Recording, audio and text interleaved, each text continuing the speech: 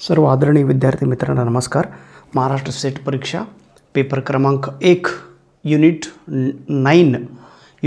9 पर्यावरण या चॅप्टरच्या रिलेटेड 100 महत्त्वाची कन्सेप्ट मी तुमच्या समोर घेऊन आलेले आहे. फक्त एवढं 100 कन्सेप्ट तुम्ही लक्षात ठेवा. याच्यातील 5 कन्सेप्ट पेपरला येतील आणि 10 मार्क तुम्हाला मिळतील. ओके, चला पहिला कन्सेप्ट आहे MDG. MDGचा फुल फॉर्म काय आहे त्याचा फुल फॉर्म विचारतात. MDGचा फुल फॉर्म आहे मिलेनियम डेव्हलपमेंट गोल्स.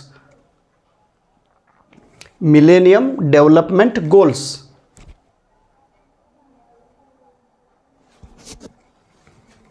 सहस्त्र विकास गोल्स. आता हे किती गोल्स आहे तर 8 गोल्स आहे. 8 लक्षात ठेवा. ते कोणकोणते आहे हे नेटच्या एक्झाममध्ये विचारतात. नंतर आपण डिटेलमध्ये बघूया. आता फक्त महाराष्ट्र स्टेटसाठी मिलेनियम डेव्हलपमेंट गोल्स हे किती आहे तर 8 आहे. हे कोण सुरू केले? युनायटेड नेशन्स ऑर्गनायझेशन सुरू केले. कोणत्या वर्षी? 2000 साली. आणि कधीपर्यंत? 2015 पर्यंत.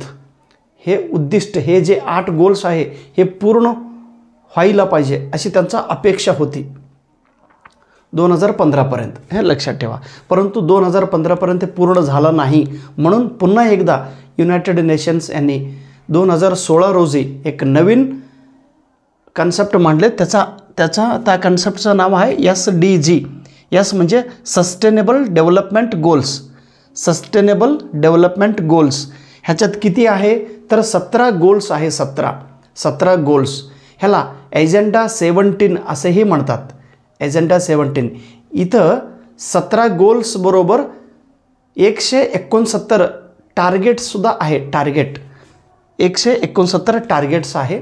2016 रोजी हे सुरू झालेले आहे. 2030 पर्यंत हे पूर्ण व्हायला पाहिजे अशी त्यांची अपेक्षा आहे. MDG पूर्ण झालं नाही म्हणून SDG घेऊन आलेले आहे. आता EPAचं फुल फॉर्म आहे एन्व्हायरमेंट प्रोटेक्शन ॲक्ट. आपला जो पर्यावरण आहे त्याचा संरक्षण कायदा आहे. 19 नोव्हेंबर 1986ला ही कायदा पार्लमेंटमध्ये पास झाली. ओके, आता नेक्स्ट कन्सेप्ट आहे NAPCC. ह्याचा फुल फॉर्म विचारतात. National action plan on climate change. Bharat देशात जे क्लायमेट चेंज होत आहे हे क्लायमेट चेंज होऊ नये, व्यवस्थित क्लायमेट असायला पाहिजे ह्या उद्देशाने भारत सरकारने एकूण 8 मिशन्स, 8 ॲक्शन प्लॅन सुरू केलेले आहे. हे 8 ॲक्शन प्लॅन यशस्वी झालं तर क्लायमेट चेंज व्यवस्थितरित्या होणार आहे. म्हणजे नकारात्मक गोष्टी घडणार नाही, व्यवस्थित क्लायमेट असेल. हे 8 ॲक्शन प्लॅन भारत सरकारने मांडलेले आहे. मग त्याचा फुल फॉर्म तुम्हाला पेपरला विचारतात 8 ॲक्शन प्लॅनचा. ओके, त्याचं एक्सप्लेनेशन करत नाही आणि ते गरज नाही. फक्त ह्याचा NSM म्हणजे काय? National solar mission. जे सूर्यापासून आपण जे उष्णता घेतो त्या उष्णतापासून एनर्जी निर्माण करणे हे सोलार मिशनचा उद्दिष्ट आहे. 2022 रोजी भारत देश सोलार प्रोग्राममध्ये जगात नंबर 1 यायला पाहिजे अशी त्यांचा अपेक्षा होती. ओके, त्याच्यानंतर नॅशनल मिशन फॉर, ह्याचं फुल फॉर्म लक्षात घ्या. National mission for enhanced energy efficiency. ह्याचं शॉर्ट फॉर्ममध्ये NMEEE. Enhanced energy efficiency. जे काही नॅचरल एनर्जी मिळत आहे त्या नॅचरल एनर्जीचा वापर व्यवस्थितरित्या करून घेतला पाहिजे ही त्याचा उद्देश आहे. तिसरा आहे national mission on sustainable habitat. National mission on sustainable habitat. काही प्रकृती म्हणजे निसर्गापासून तयार झालेलं काही स्थळं आहे, प्लेस आहे. तो प्लेस डेव्हलपमेंट करण्यासाठी, तो प्लेस प्रोटेक्शन करण्यासाठी हे नॅचरल हॅबिटेट स्थळ जे असतात ते संरक्षण करण्यासाठी ही प्रोग्राम सुरू झाले. NMSH.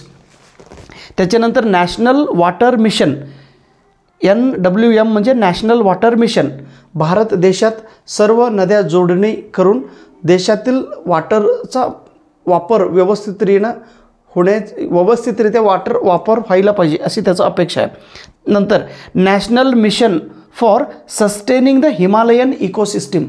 आपला जो इकोसिस्टीम आहे हिमालयाचा, हिमालय जो पर्वत आहे, हिमालय पर्वताच्या पूर्ण इकोसिस्टीम संरक्षण करण्यासाठी ही एक मिशन आहे. तिथला परिसर, तिथला पशु, तिथला पक्षी, तिथला प्लॅन्ट्स सगळं रक्षण केलं पाहिजे. त्याच्यानंतर NMGI याचा फुल फॉर्म विचारतात, national mission for green India. ही एक मिशन आहे. सध्या भारत देशात 33% कमी फॉरेस्ट एरिया आहे. पूर्ण भारत देशांचं जर आपण फॉरेस्ट एरियाचं पाहिलं तर 33% कमी आहे, म्हणजे 23% आहे. मग तो 23%वरून 33% वाढवण्याचा उद्देश ह्याच्यामध्ये आहे. ओके, 33% होणं अपेक्षित आहे ग्रीनरी एरिया. त्याच्यानंतर NMSA national mission for sustainable agriculture.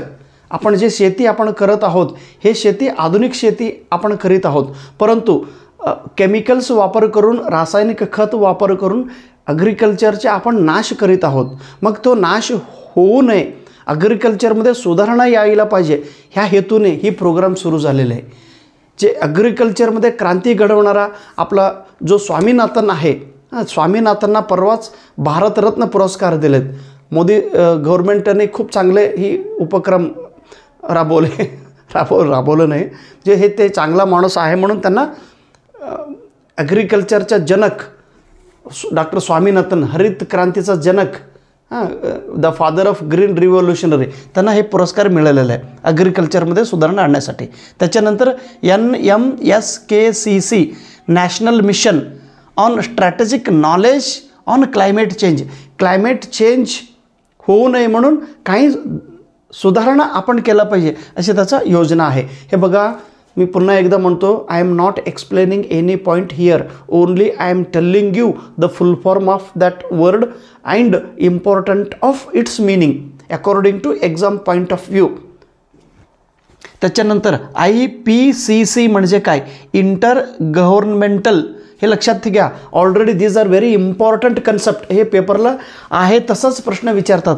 IPCCचा full form काय म्हणून विचारतात, inter governmental panel on climate change. हे कधी सुरू झाले, 1988ला. त्याच्यानंतर CDMचं फुल फॉर्म काय, clean development mission. Clean development mission हे कधी सुरू झाले, 2015 रोजी. त्याच्यानंतर SAPCC म्हणजे काय, state action plan on climate change. जसं देश पातळीवर national action plan on climate change आहे, तसंच प्रत्येक राज्यांनी राज्य लेवलवरती म्हणजे state action plan on climate change होऊ नये, क्लायमेट सुव्यवस्थित असायला पाहिजे, ह्या हेतूने प्रत्येक राज्य लेवलवरती प्लॅनिंग करीत आहे. त्याच्यानंतर मॉन्ट्रियल प्रोटोकॉल म्हणजे काय, मॉन्ट्रियल हा एक शहरचं नाव आहे, हे कॅनडामध्ये आहे. मॉन्ट्रियलमध्ये अनेक कंट्रीज एकत्रित येऊन तिथे एक ॲग्रीमेंट केलेत. कशाच्या संदर्भात, ओझोन लेयर प्रोटेक्शन करण्यासाठी. आपला जो पृथ्वी आहे, पृथ्वीवर अनेक असं एक लेयर असतात, लेयर म्हणतो आपण. Okay, layer, first layer, second layer, third layer, fourth layer, fifth layer. पहिला, दुसरामध्ये एक स्ट्रॅटोस्पियर म्हणून एक लेयर आहे, स्ट्रॅटोस्पियर. त्या स्ट्रॅटोस्पियरमध्ये ओझोनचा एक थर असतो, थर. सूर्यकिरणांचा अल्ट्रा व्हायलेट किरण, जे सूर्यकिरण आहे, प्रखर सूर्यकिरण, या सूर्यकिरणाला ही फिल्टर करण्याचे कामं करत असतात. जर ओझोन नसेल तर डायरेक्ट ही अल्ट्रा व्हायलेट रेज पृथ्वीवर पडून पृथ्वीवर असलेले व्यक्ती जे आपण आहो, मनुष्यांच्या चर्मावर म्हणजे त्वचावर जर ते पडला तर कॅन्सर होण्याची शक्यता आहे. मग तो अल्ट्रा व्हायलेट रेजपासून संरक्षण करण्याची ही एक छत्रीसारखं आपल्याला ही काम करीत आहे ओझोन. मग ह्या ओझोनचा काय व्हायला लागलं आहे, कार्बन डायऑक्साईडचं प्रमाण वाढल्यामुळं आणि ग्रीन हाऊस गॅसेसचं प्रमाण वाढल्यामुळं, कारखान्यापासून दूषित हवामुळं हे पूर्ण ओझोन थर नाश होत आहे, त्याला होल्स पडत आहे. मग ते होल्स पडू नये म्हणून एक ॲग्रीमेंट केलेले आहे, त्याला प्रोटोकॉल, मॉन्ट्रियल प्रोटोकॉल. कधी 16 सप्टेंबर 1987ला. लक्षात ठेवा हे डेट, 16 सप्टेंबर 1987ला. ओके. कोणाच्या रक्षणासाठी? ओझोन रक्षणासाठी. मग 16 सप्टेंबर हा दिवस आपण ओझोन दिवस म्हणून साजरी करतो. 16 सप्टेंबर खूप इम्पॉर्टंट वर्ड आहे, एवढंच लक्षात ठेवा, 10 मार्क तुम्हाला मिळतील. ओझोन डे कधी आपण वापर करतो? 16 सप्टेंबरला. ओझोन आपण कशा लिहितो? O2 ह्याचा सिम्बॉल आहे, O2 हा ओझोनचा सिम्बॉल आहे. ओके. Thank you so much. नमस्कार.